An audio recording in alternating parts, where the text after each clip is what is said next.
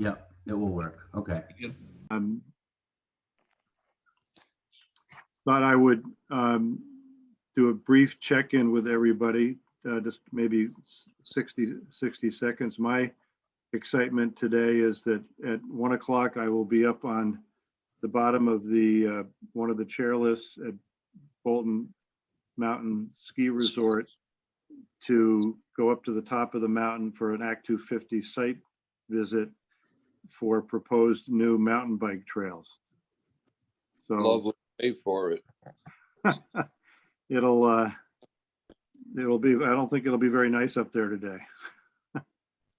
But they have to do some, they're proposing to do some blasting up there, and it's triggered Act 250 jurisdiction. So that's my afternoon. Mr. Koch, how are you? And anything you want to report in on? Not really. No, my knee is coming along. That's glad to hear it. We want you to be able to kick some butt when we need you. All right. I'll be ready. Okay, Mary. I am enjoying the leaves coming out on all the trees. Good for you, as are we all. It doesn't get any greener than this. No, many shades of green. Rob. Oh, spring cleaning, the getting everything, all the leaves from last year and yard junk put away. It's fun. What elevation is your house at? We're being 1,100 and 1,200 feet. Okay. Jeremy, what say you? Entering the last of my grades for the semester today, so just about to wrap that up. So that feels good. And then following broadband in the legislature for the last, the next week or so. I don't know how there's a lot to keep up with. Are you optimistic? I think so. I mean, the Senate and the House, as usual, don't necessarily see eye to eye, but we'll see. Okay. We've got some minutes from the March 25th meeting, which I recirculated about a half an hour ago. Did anyone? Hey, Tom, just a point of order. I think you missed somebody. Oh my, it's probably my bad screen reading. It's okay. Oh, hi, Jeannie. Sorry about I that. didn't have that much to add, really. Someone mentioned leaves. I don't know. What's leaves? Sorry. We don't really have many leaves in Lincoln yet. I'm talking about the dead ones, Jeannie, from last year that Yeah. are still all over my yard. The green flat kind. No, we're getting a little bit of a hint of leaves. And what I do have are lots of birds. And right now I have, well, I have a few migrants coming through. I hope they stick around. So that's been fun, seeing spring through the bird's life. So that's all. Thank you. I've got the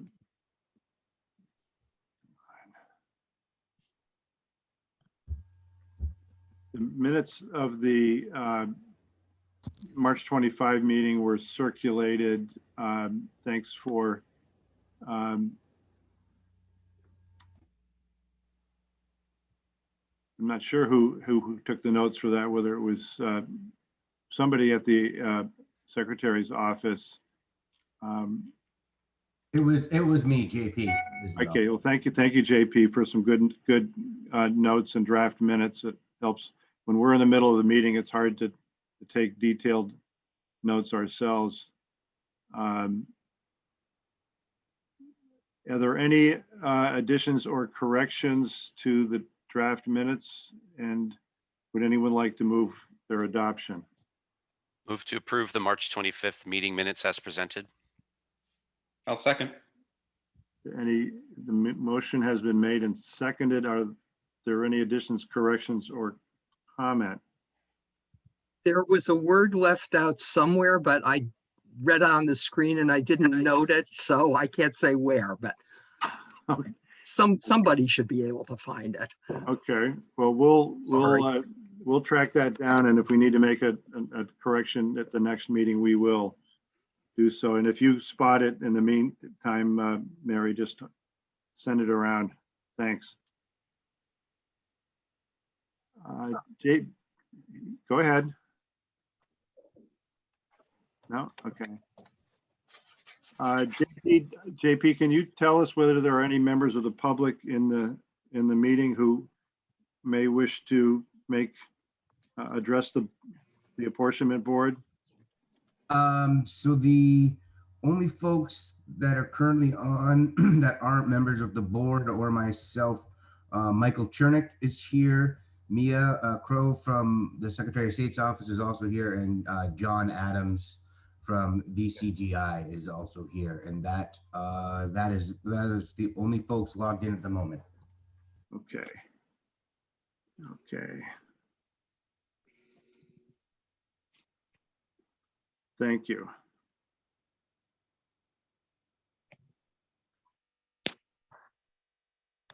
So we'll seeing no one requesting public comment under agenda item number 3. We'll move on to the updates section. And I think there are a lot of updates, some small, some not so small. In the spirit of keeping us on our toes, well, it's now clear that the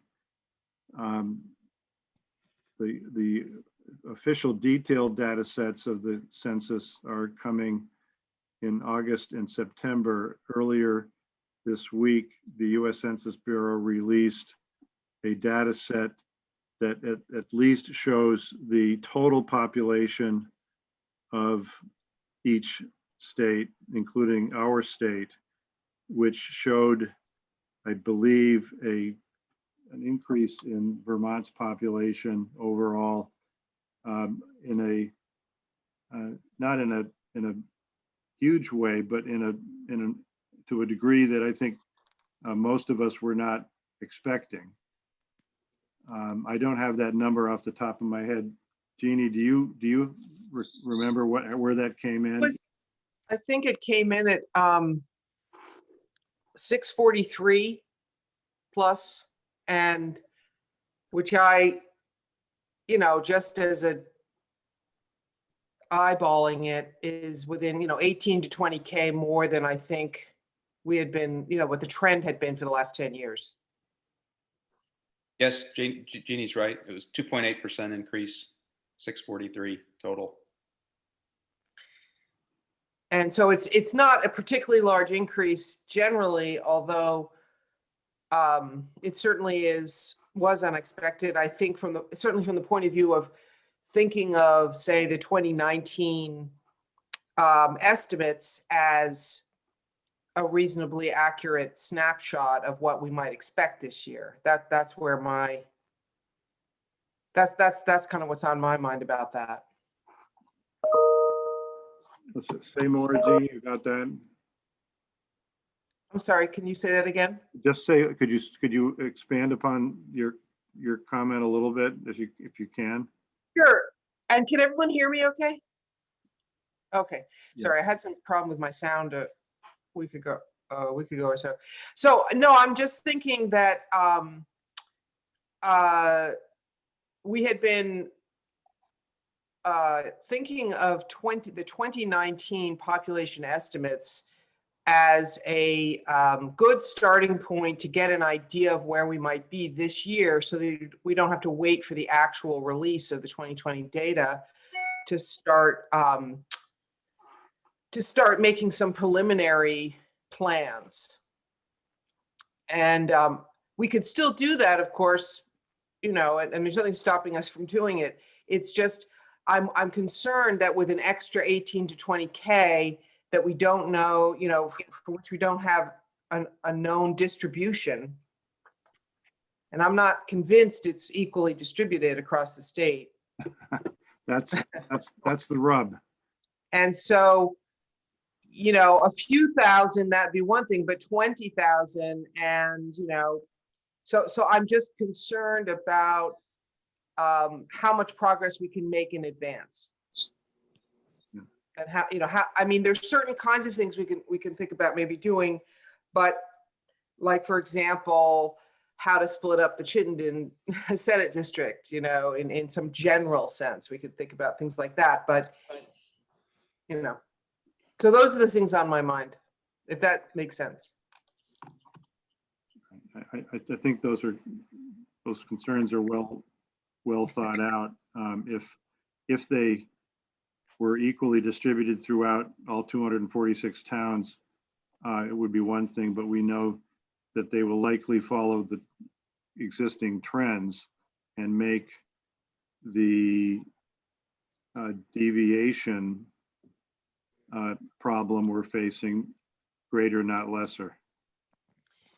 Sorry, I'll just add, I'm not even sure they will follow the existing trends, because if some of this is like COVID related, which I believe it might be, you know, COVID migration, we actually might have more in the southern part of the state. Yeah. So I just, that's like, if we could proceed, assuming it just kind of enhances whatever trend we already saw, but that's the thing I'm not so sure about. Yeah, I kind of agree. My gut tells me the same thing as Jeannie, that we'll see a lot around Chittenden County and some in southern Vermont. I think if people actually reported where they were living April 1st of last year, I don't think it will have that great an effect on southern Vermont. I don't think people were moving here that soon. You know, that's, Well, you know, we just don't know. And it seems to me, you know, we ought to be making sure that we can be very good at using Maptitude, but until we get the actual town by town and street by street in August and September, I think we're just playing computer games. And we need the final figures before we can do anything really significant. And yeah, I'm speaking because I need a refresher on Maptitude. I don't think I could even sign in these days. I've not been playing with it. the one thing I also just wanted to add that I had forgotten about, maybe in a I meant to bring it up earlier, I don't think I did, was it's really just anecdotal completely. It's one person, but I heard someone in the area near me here, near Bristol, saying that when the census taker came to her house, she had visitors, like her adult children visiting from some other state. And the census taker insisted that they be counted at her house, which didn't make any sense to me. She said she asked several times, because I don't think it really made that much sense to her either. But that, because you know, that's kind of crazy. If they're not really moved there, they're just visiting, that doesn't make any sense at all. So I'm just wondering, even if there's some of that going on, but as Tom points out, we don't know. Well, we have to take their figures, whatever they are, but I would question some. That would be one, although my understanding is the rule is that you're supposed to count people where they sleep on the night of April 1st.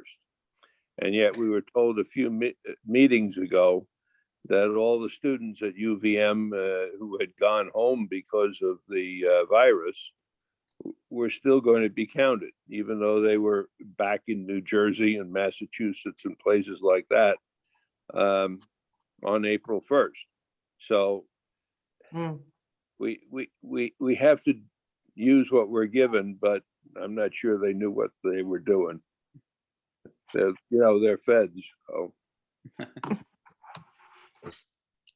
Tom, in a Yes. subsequent meeting, would it make sense to have somebody from like the Vermont Realtors Association come in and maybe see if they have any insights as to where the population growth is due to home sales, or is that useless? I guess it depends on when those sales were and when they were occupied and were they occupied as, primary residences.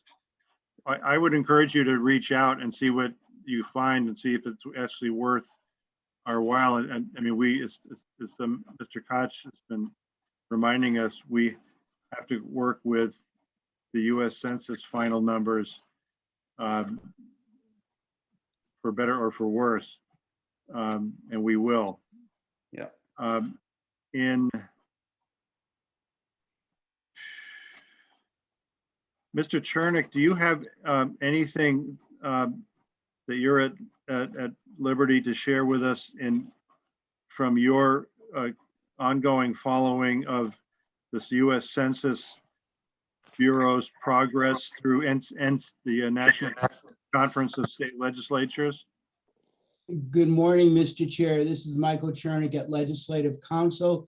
And all I can tell you is that we have been repeatedly assured with respect to the August 15 date that the quote final numbers minus all the fancy packaging will be transmitted on August 15, and that Maptitude Califer, its parent corporation, has assured Legislative Council staff that it can coordinate with those numbers within a few days of their receipt. Beyond that, that's what I have, the same as you, that the August 15 date is still very real. Okay. Thank you, Mr. Chair. Good to know. Thank you, Michael.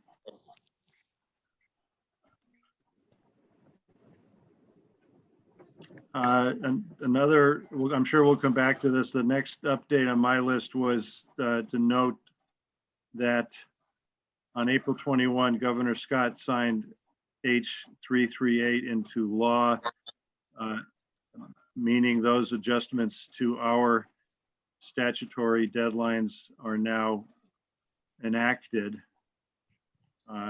and adjusting our deadlines accordingly.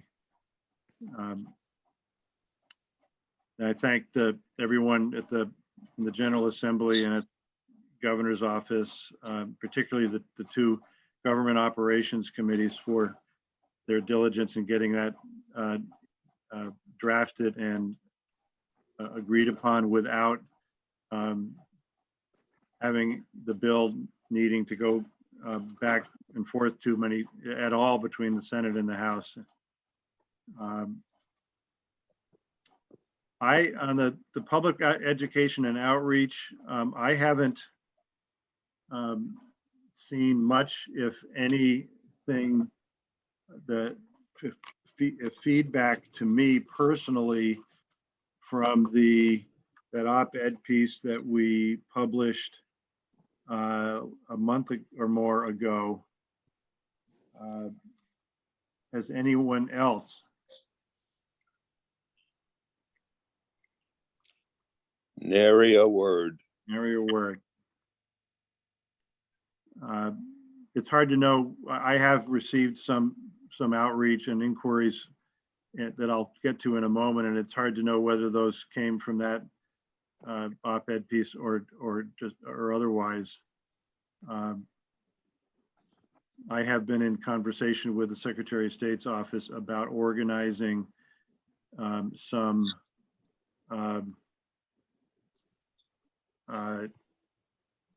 regional forums, thinking that there would be more likely interest if we did them regionally than to have a series of, let's say, 5 statewide forums. So we could target the outreach and advertising for them. So if we had one focused on Bennington and Rutland counties, for example, just as an example, that would be welcomed more, and as being responsive to or concerned about that area of the state. So there we'll have more. We're going to try to get that rolling sooner rather than later. I don't think Adrian is on the in the meeting yet, but he and I received an inquiry from a gentleman named Jason Rhode, R-H-O-D-E, from the Princeton University gerrymandering project, which I think is probably might be better titled the Princeton University Anti-Gerrymandering Project, but they have reached out to us. They are working with the state of New Mexico, which now apparently has authorized an independent redistricting commission, and they're looking around for assistance or guidance from other states. Ed and I explained that, well, we have a redistricting board. It is not independent in the way that I understand the new one in New Mexico is, but we've offered to respond to questions, and I have I think a call tomorrow afternoon to just to listen to what's on their mind.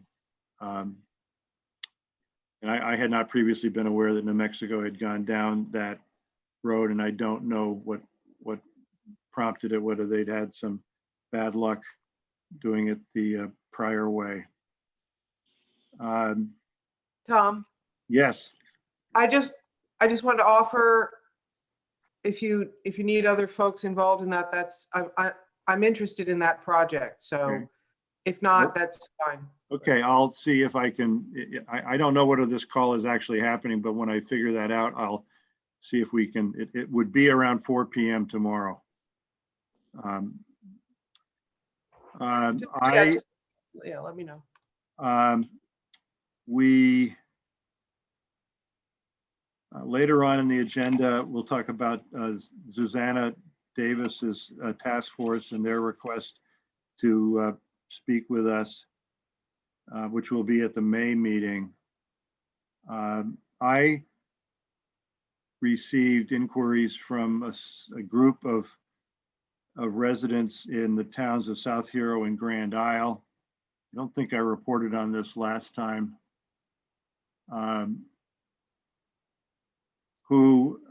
This is going to kind of a fascinating Vermont redistricting story.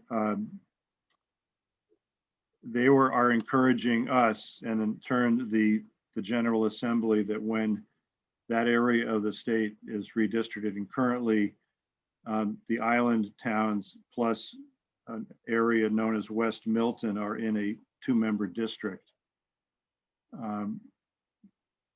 And currently both members of the House representing that district live in West Milton. And they are encouraging us to consider a revised redistricting plan that somehow assures that at least one of those 2 members will be from the islands. And I had a discussion about how this happened and why West Milton was put in with the islands, because the islands didn't have enough population.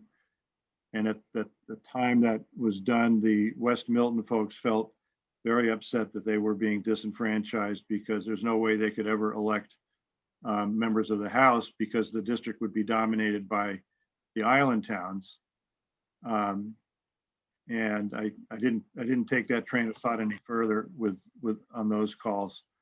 But I did point out that you could subdivide it into 2 single-member districts, but that would still involve some non-island towns. And I encouraged them to look at the map, look at the estimated population, and start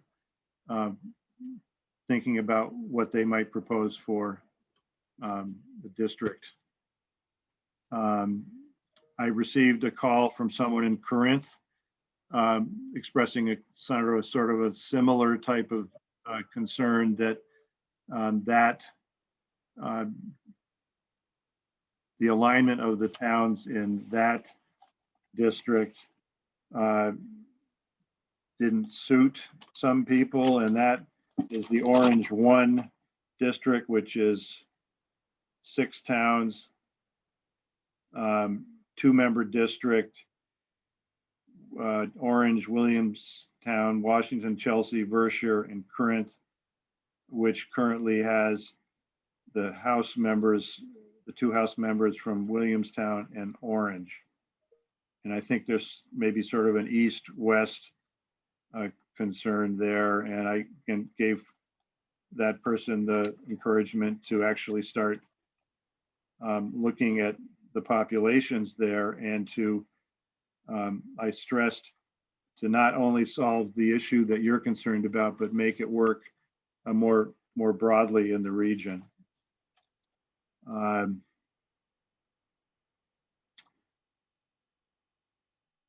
Both of them suggest the that single member districts would serve those interests better.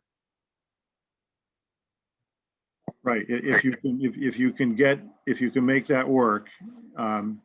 Sometimes I think we've ended up with 2-member districts because it seemed to work better with the numbers. But if you can subdivide it into one single member district, and these folks were aware of that. I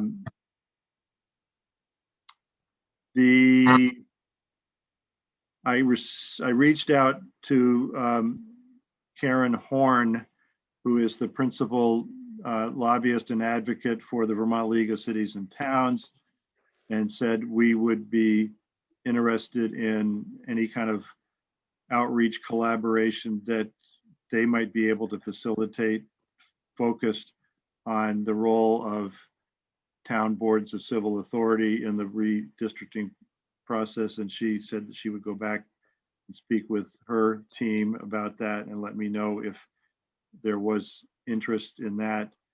It's on their radar screen, but they weren't thinking that that would be something they would be doing this early on in the process. I don't know whether Ed and I reported this at the last meeting, but he and I were invited to speak to the Chittenden County Democratic Committee, and we did.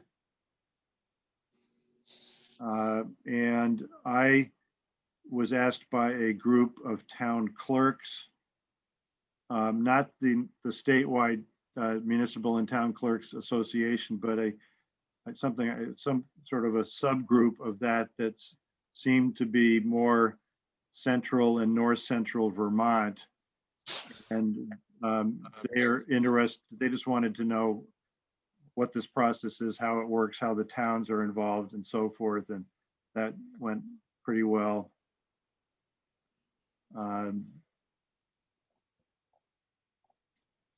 And I'll go around. Does anyone else on the board want to report in on any similar reactions with the friends or the general public or anyone else?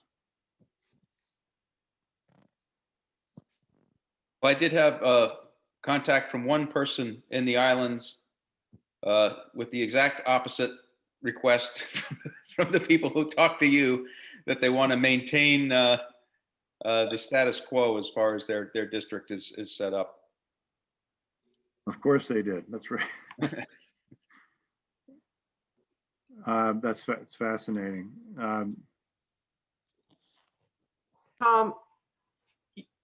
Tom Little, I mean, you just mentioned, are you talking about the meeting with Sarah Haskins? You just mentioned with the town clerks? Yes, and you were with me on that. Yes. Yes. Yeah. That was very interesting. Also, I just wanted to add, because I think a big theme was because it's such an infrequent process, a lot of the people had no experience with it at all. And which makes sense. You might not have been a town clerk 10 years ago. But that they also just were unfamiliar generally with the process, just very broadly. and then specifically what role the town clerks might play or might not play. So that was interesting. I have heard from, I think it's the Windham County Democratic Party would like to hear more about the process. And I was invited to just give them an update, such as it is. I also wanted to mention that I try to feel out from people, just if I'm having a conversation, whether, occasionally I'll talk to, say, someone I know who's a legislator or whoever it might be, just to feel them out on the single member, double member,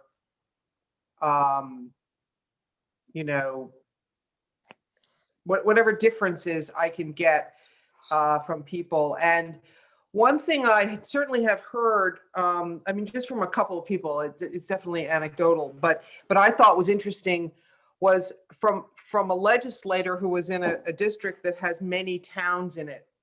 And the Orange one actually does meet that also. The difficulty of representing a far-flung district with many towns in it. So it was not just about whether it was better to have a single member or a double member for other reasons. It was more the practicality of the difficulty of trying to represent, 7 towns. Even if it's a double member district, because you still have to represent all of them. They still, they can't just divide them up. and anyway, so that was kind of interesting, I thought. On the other hand, I've also heard the opposite, that people who were in a double member district, not so much about how many towns there were, but for whatever reason, if they could work together, they found that to be beneficial. So I've heard both sides of that, at least from the legislator side. Right.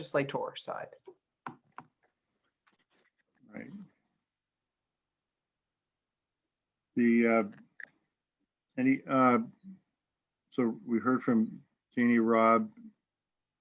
Tom, I think you said you hadn't been hearing anything. Jeremy? I don't have anything else to add. You mean your students aren't hammering you to find out about reapportionment? I can't get my students to hammer me to ask about their homework or their exams. So no, I'm going to go out on a limb and say that they're not going to spend much time thinking about this. Okay.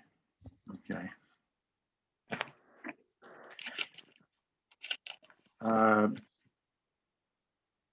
me see. So looking at my notes here. When I got and just as an aside, when I got we got the inquiry from this Princeton University gerrymandering group, I went back and took a fresh look at the existing House district map to see if there's anything there that looks just superficially like it's a little odd in terms of its geographical shape. Not to suggest that that's because it was redistricted that way to achieve any particular outcome, but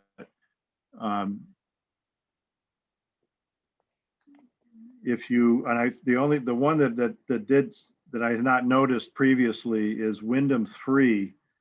And Mara, you may be familiar with this, which is Wyndham, Grafton, Rockingham, Athens, and Brookline. And the Wyndham, Grafton, Rockingham is a tight grouping of 3 towns that go from Rockingham on the Connecticut River westerly up through Grafton to Wyndham. But then Athens and Brookline is like a stake in the ground, going deeper into Wyndham County. And I don't have a current recollection of how that came to be. It's just kind of if you're looking for odd shaped districts, that's one that comes out. Mary, do you have any recollection about that? No, I have absolutely no recollection Yeah. about that. I mean, Brookline and Athens are very small towns, Tiny. and they may have been added to boost up the population in the Rockingham. I mean, Rockingham Bellows Falls is where the population in that district is, and maybe that was an effort to maintain a 2-member district up there. You know, I'm looking at the 2 maps right now, the current map and the map that the former lab proposed but was not Mhm. accepted. And it was not that I know what you're talking about. The current Wyndham 3, it looks kind of like a hammer or something. I don't know. It's got this peninsula coming out of the bottom of it. That whole thing had been attached to a different district. So basically there were 2, it was basically what's currently 3 and 5 and a part of 4 that were really 2 districts before. So in other words, the lab did not propose that. Yeah. The lab proposed something that looked more orderly. And after the House examined it, they decided on what we have now. Yeah. So, and that's actually a question I was curious about in general terms, which was whether there were, I don't know how important it truly is, but I just was curious about what materials were available to help understand the transition from what was proposed by the board and what was ultimately adopted. I don't know that it really helps our work, so I'm not pushing for it necessarily, but I was curious about that because of the differences, that being one of them, but other differences that you see. I just wanted to add, sorry, it's going backwards in our agenda slightly, but I did find, and I put in the chat, a description of the requirements for where you're supposed to say you live. And it's very clear. You're supposed to say where you usually live, not where you just happen to be living that moment. Mm. So now that's outside of our control, but it is an interesting point and that's why I think it may be affecting. It may crop up in ways that are unexpected as far as people, why it is we suddenly have 20,000 more people. Interesting. Anyway. There is one example of gerrymandering, I would say, that may not jump off the map at you, but I recall the circumstances, and that's in the Orange and Caledonia Senatorial District, where the town of Orange was pulled out of Orange County and put into the Caledonia District for one reason, and that's because it is a heavily Republican town, and Peter Shumlin, who was president pro tem at the time, wanted to make sure that those Republican votes were not cast in the Orange District so that Senator McDonald could get reelected. And it worked, but Senator Shumlin was willing to hold up the whole adjournment process and the apportionment process over that one issue, and the House finally caved on it and said okay. But that was clearly a gerrymander for a specific purpose, and the map may not. I don't have in mind what the map looks like, but that might not signal it. But those were the circumstances. If you, I was going to comment that if you were looking at the existing Senate map, if you were going to point to one single Senate district, that well, there's probably a toss-up. The Caledonia Senate District is elongated north to south by virtue of including a number of Orange County towns, including Bradford, Fairleigh, and West Fairleigh. One more town, and it would be at the border of Windsor County. And it also goes up into Essex County. And then, of course, the Essex County Senate, the Essex Orleans Senate District is a sprawling district in many ways. So that's a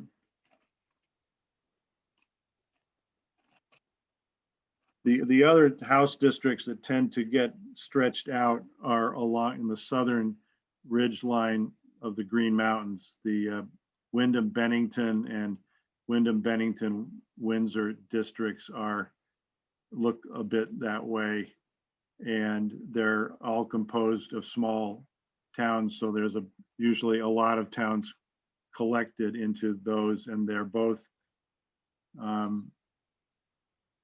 I think they're both single member districts now. So interesting conversation. I think we've sort of covered the next update, which was a maptitude. Michael Chernick has advised us that assuming the U.S. Census Bureau delivers on August 15th, that the maptitude resources will have those final data sets uploaded to them within a few days and available to us. John Adams, do you have any updates or interesting information you'd like to share with us on behalf of VCGI? I don't think I have any updates. I did add a few layers that were requested to the, I believe, the House District map. And I'm happy to add any more if anyone is interested in that. In terms of the, I also posted in the chat what the ideal population number per rep or senator will be. And that's, I think, 4,287 for the House and 21,436 for the Senate, which is basically just doing some very basic arithmetic and dividing the total population of the 2020 census by 150 and 30. So it's not particularly helpful to anyone at this point. But yeah, aside from that, there's some new differential privacy, what they call demonstration data sets. So what they do is they take the algorithm they are planning to apply to the 2020 numbers and apply it to the 2010 numbers to get a sense of what the magnitude of the impact or the distortion will be. And I think this is round 4. I think they released 2, so you could say it's sort of round 4 and 5 of trying this, and they've sent that out, and I think they're asking for comments back by the end of May. So we will take a look at those. I believe they've lowered what they call the privacy budget, so the distortion should be less than it was in prior versions, but we'll try to take a look, and maybe if it's helpful, send out examples of what that looks like. Ultimately, or in the end, it doesn't matter for the board. You have to use the numbers that the census give you. So, it's nice to know, but it doesn't really change anything. We don't have a choice, or the board has to use the census numbers. So I'm also happy not to mention anything, not to confuse people or muddy the waters, since it may not make a difference. Okay. I know that there's at least one state, um, southern state, that's challenging the census based upon that new approach to trying to protect privacy. I don't know if that's gone anywhere. And you're right, we have to work with the final census data. I think we can comment on it, but we have to, that's our starting point. So thank you for that, John, and for your continuing availability to the board, which we really appreciate. Can I ask a quick question? Certainly, don't hesitate. Also, just wanted to point out, Michael put into the chat some information about this suit that Alabama filed, a federal suit on the privacy issue. I mean, he noted that in the chat, so I just want to point that out. My question is that I know that August 15th is the deadline that they now, or the date they've given now for distributing the data that we need. Are we certain that it's going to be all states get it the same day, or is there any sense that that could shift to a rolling, as they're available state by state? I don't know if anyone knows the I answer to that. certainly don't know.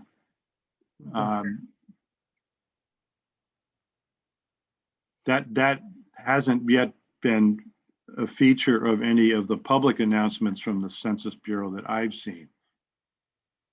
And I'm confident that Legislative Council, which is closely monitoring information from and about the U.S. Census Bureau, that if that looks like it might be happening and it would disadvantage Vermont, that we'll hear about it from them.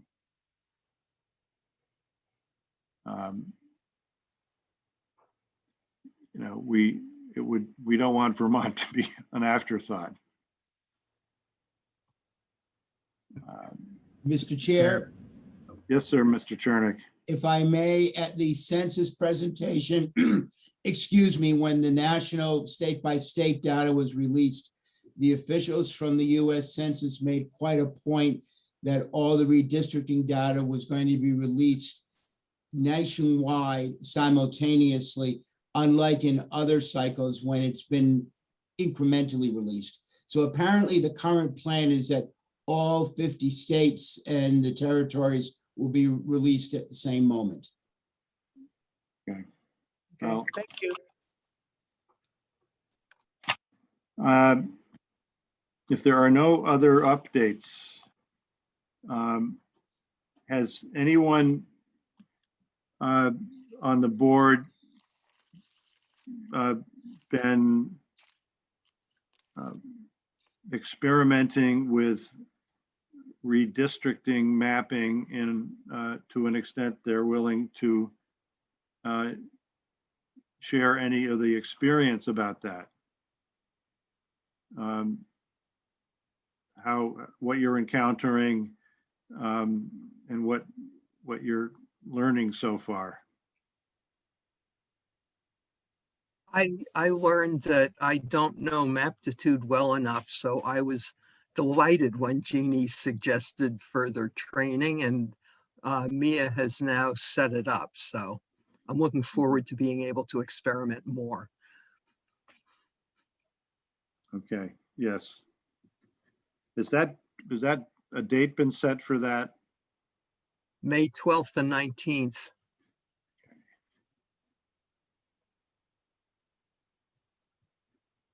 It's in your email. Right.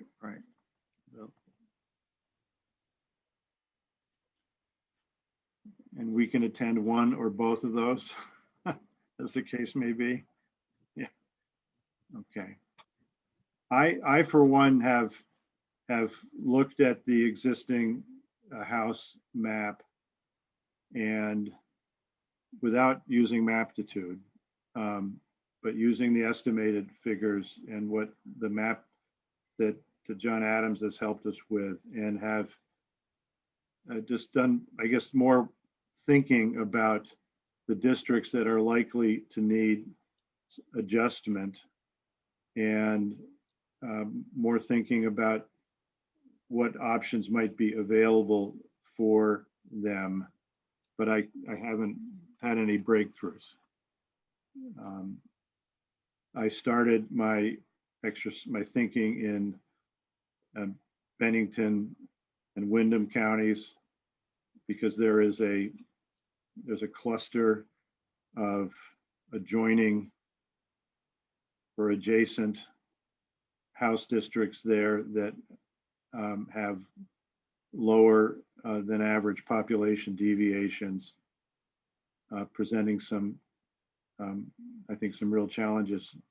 And while I've come up with some hypotheticals, if we could move this line here and this other line there, I don't have, it's not in anywhere close to the shape of actually sharing it.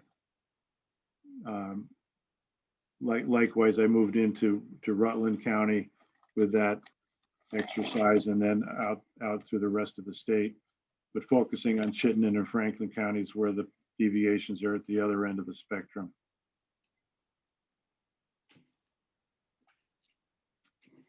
Rob or Jeremy or Tom, any thing to report there on your thinking about this? I started playing with some of the other tools that Ed had sent us links to, and actually at the Princeton gerrymandering project, there's yet another tool.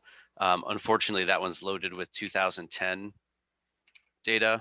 But I mean, I've played with the software. Honestly, I don't think the juice is worth the squeeze spending too much time until we have the final Yeah. data, because there's just one little change that's surprising in one town, and the whole weaving unravels. So I'm just not sure that there's a value in doing that. I think if we want to talk about philosophy and how to go about it and what we want our goals to be, I think that's a reasonable thing to be doing between now and August. I'm just not sure that there's a lot of value in spending too much, sweat equity putting anything big together. Yeah, I agree with Jeremy, and I love his phrase about the juice and the squeeze. I think that nails it. And particularly, I was getting ready to fiddle around with some stuff, and then when that 20,000 person increase hit the table, I said, it's too many variables at this point to put a lot of work into it.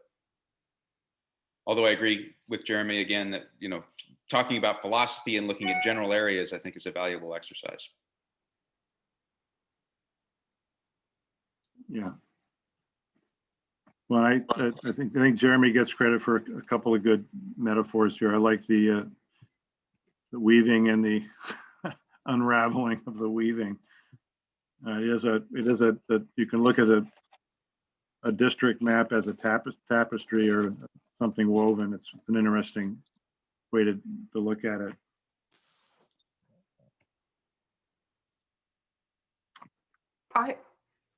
I just wanted to add, because Jeremy jogged my memory right now about philosophy, and maybe we don't have to talk about it now, but I would be interested in talking at some point about whether there are any benefits to attempt. I mean, since we don't have much to work with right now, I'm not sure how this would work, but if there are any benefits to attempting to find maps that don't don't mean anyone loses a representative, let's say any region. So for example, I mean, before the latest numbers came out, it was looking pretty much like certain parts of the state, it might be hard for them to preserve the same number of representatives they have now, just based on what the numbers looked like.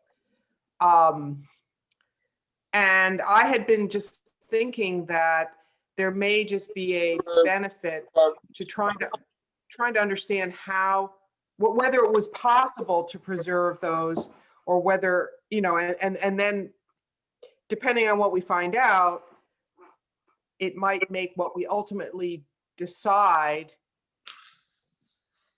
We could point to the fact that we did try to do it and it didn't work. If I'm making sense. So I, you know, at this point, without seeing the numbers, that might be moot. Maybe it won't look like that when we get the numbers. So maybe there's no point in getting into it now, but that would be in the category of philosophy. So that's why I'm putting it out there.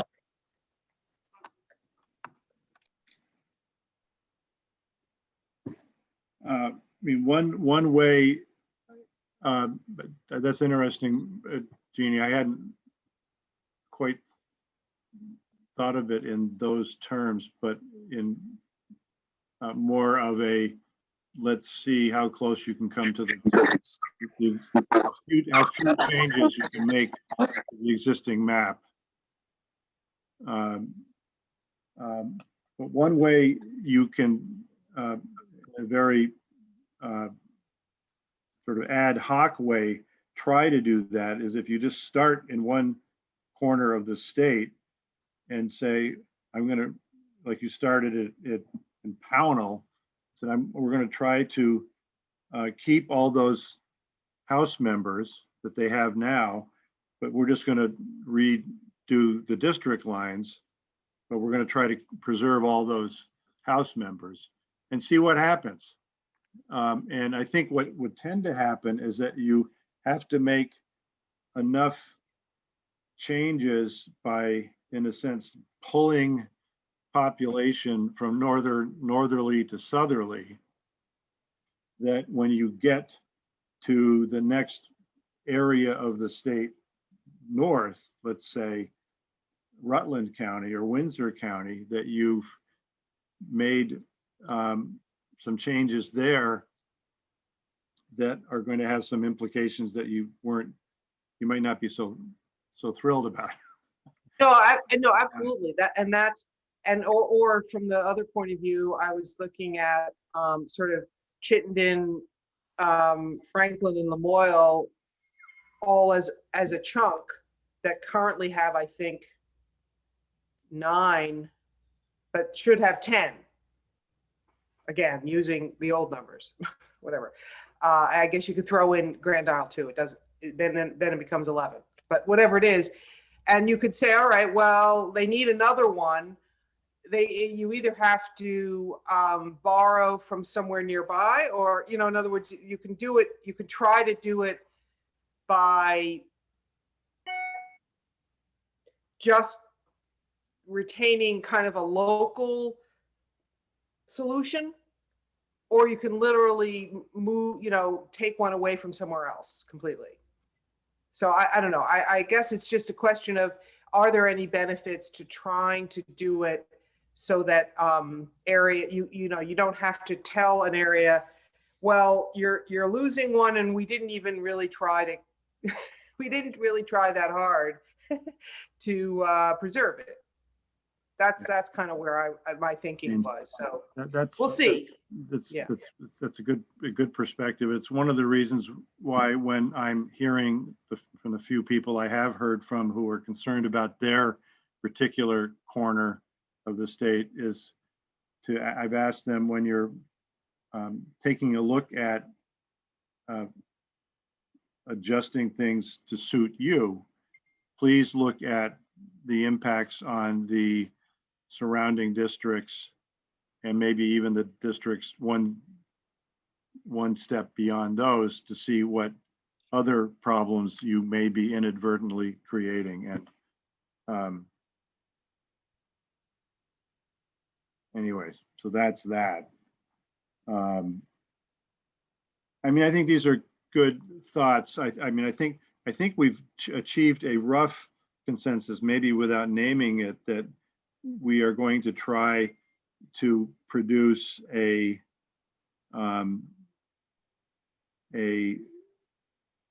I don't know whether this is the first priority or the second priority, but a House and Senate maps with as many single member districts as we can, and still have it work in the sense that we think it makes sense for Vermont, and to also produce a set of maps that are more incremental in approach, so that we and the people of our state can see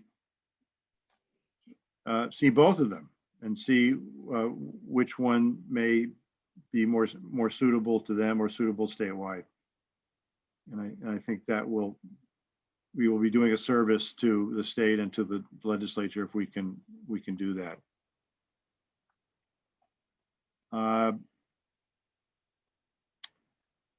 Agenda item 6, the racial equity task force that Governor Scott commissioned.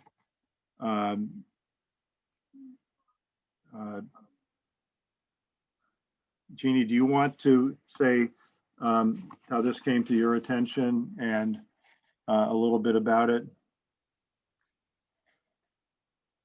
I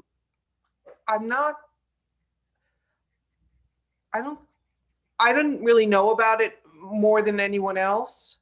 It might have been Ed. I forget who reported it to the group. Oh, okay.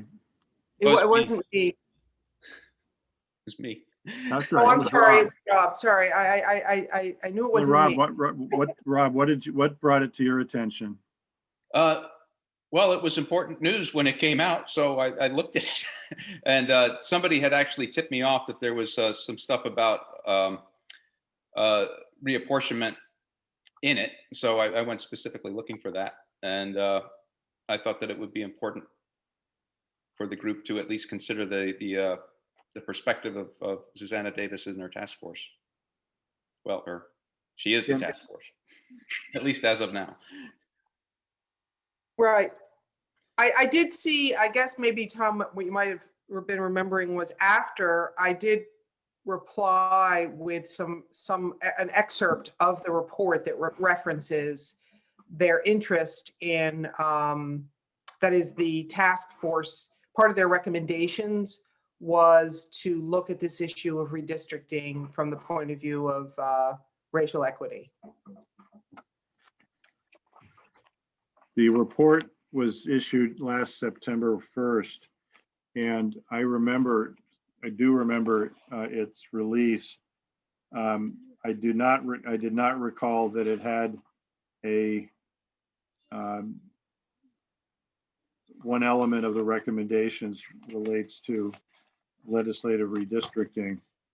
I think this is a different one, Tom, because it came out not in September, but in That's April. right, more recently. Yeah, it's just like a month and a half ago, I think, maybe a little more. Yeah, I think it was February, but it's not a lengthy portion of that report, but and it isn't clear to me.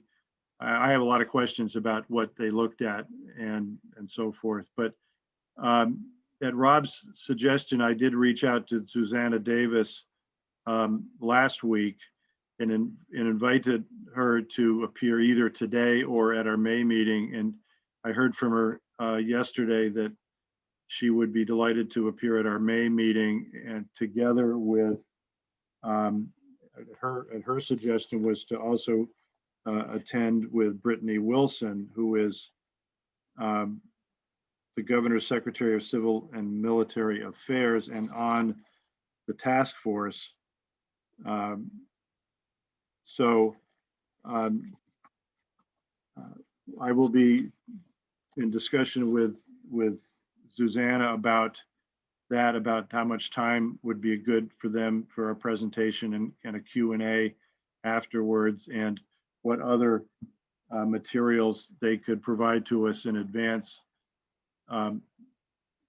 in particularly what they looked at in terms of data pertinent to reapportionment generally, and more if available in Vermont. So that invitation has been accepted.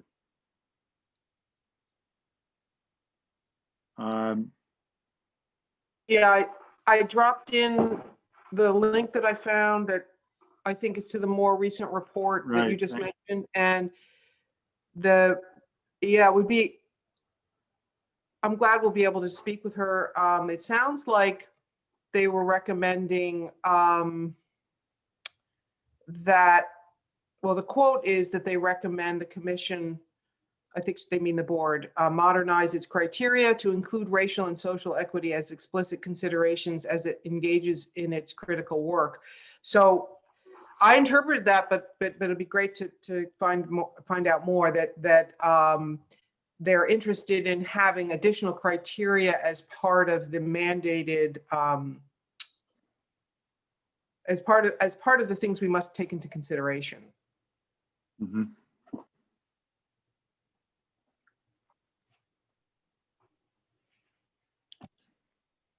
Thanks for putting that into the chat, and we'll make that part of our record.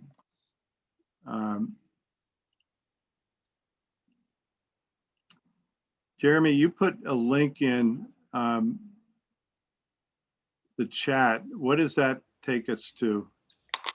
That was one of the other redistricting software tools that I had mentioned before when we were when I was talking before. Okay, thank you.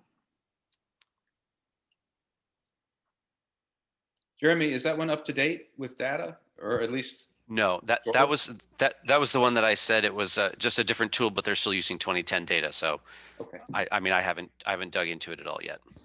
thanks. Okay.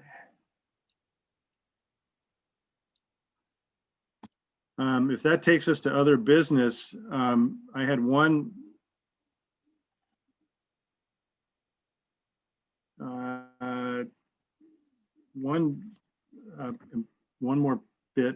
more item, and that is, I think Mia Crow is still looking for some more complete contact information for board members to post on the website, other than simply the board members' state email addresses.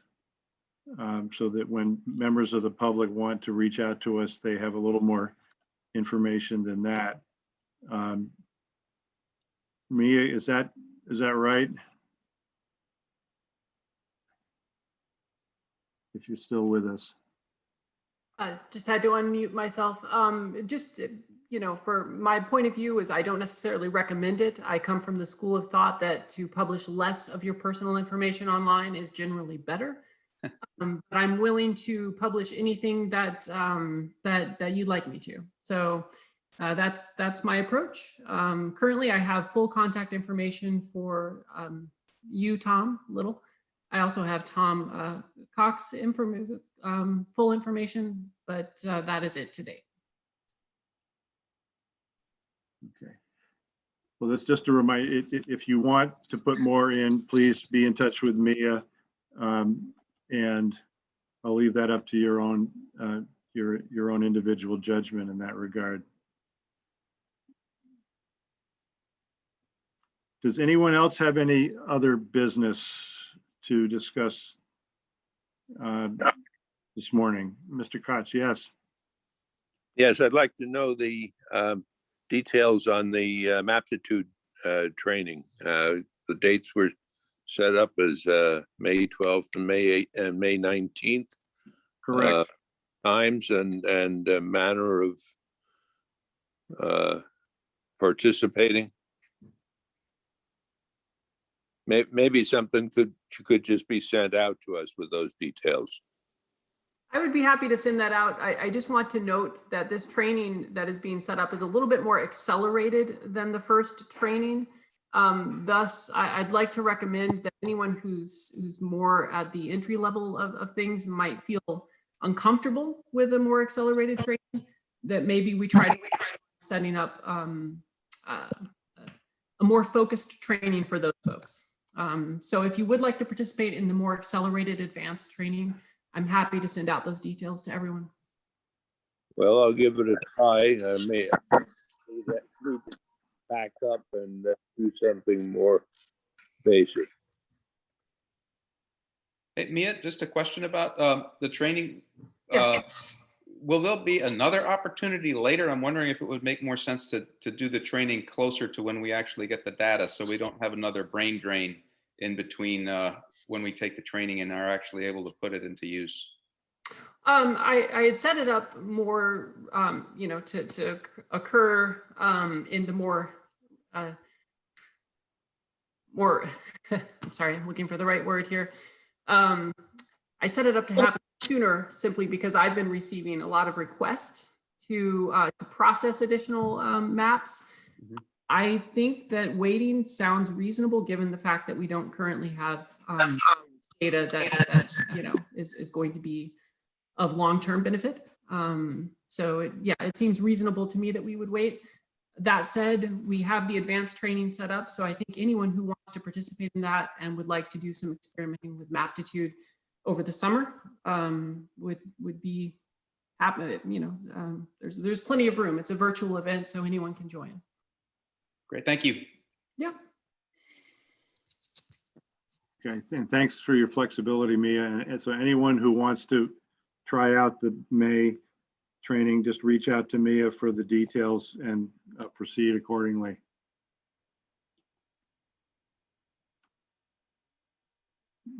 Mary, any last words, wisdom from you, from Windham County? No, I did reach out to our librarian, who will be happy to set up either an in-person or a Zoom outreach session. And I also spoke with Senator White, who volunteered to join in, but we haven't settled on a date yet. Okay. Well, let me know what others can do to help with that effort, or to participate or sit in on it as well. I think we'd probably get some volunteers who want to do that for the. I find I learn as much as I give in those situations, and you get a better feel for the local, the lay of the land, so to speak. If we're going to have conversations with Senator White, it might also be a good idea to get House GovOps, the chair of House GovOps as well, just to see if they have any sort of thoughts before we go and start plowing our own path here. Because ultimately, I think in the minutes, I forgot who said it, but we would hope that the legislature is actually going to take the work that we put into this seriously and not just say, oh, that's nice, and then throw it away and restart. So if we already know that they have certain concerns and we can take those into account, we can hopefully make the already compressed time frame less stressful, because apparently the legislature is seeing this as a big deal and a big time suck for them next year, but it doesn't really have to be. Jeremy brings up a really good point, which is, our time frame. Obviously, we have more time to get it done, although ultimately when we get the data, we have a somewhat compressed time frame than we usually do. But as far as I know, the legislature did not extend its own time frame. So it has a much more compressed calendar. Well, the legislature could further amend the statute to do that, or do a notwithstanding language. But the fact of the matter is, the real barrier to doing much of that is the process around the primary election next year, and when the petitions have to be able to be circulated and the ballots prepared, and other candidate preparations, and the candidates need to know what district they're going to be running in. Exactly. Yeah. Or live in, and live in, I should say. Right.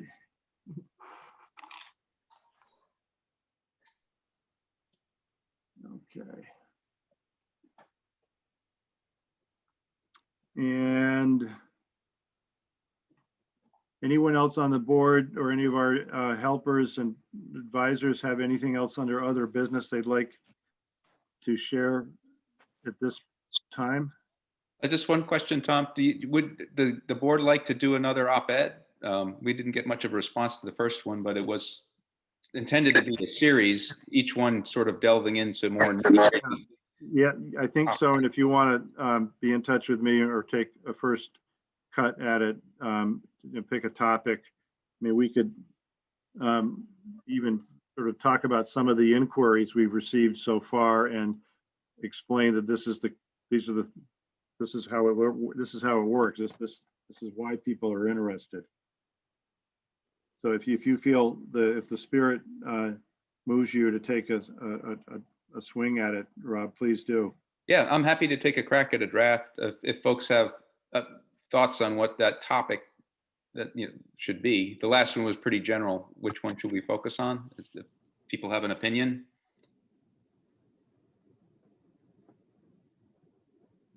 Seeing none, I'll just take a swing. Take a swing. Okay, thank you for that. And if there is, let me just take one more look at what's come up in the chat. Okay. So thank you, JP, and everyone at the Secretary of State's office, John and Michael. We couldn't do this without your help and encouragement. Any last words? None from me. Okay. Tom. Okay. Thank you. Okay. Well, on that note, and seeing no objection, we will stand in adjournment. Thank you. Thanks, everybody. Everybody. Tom? Yeah.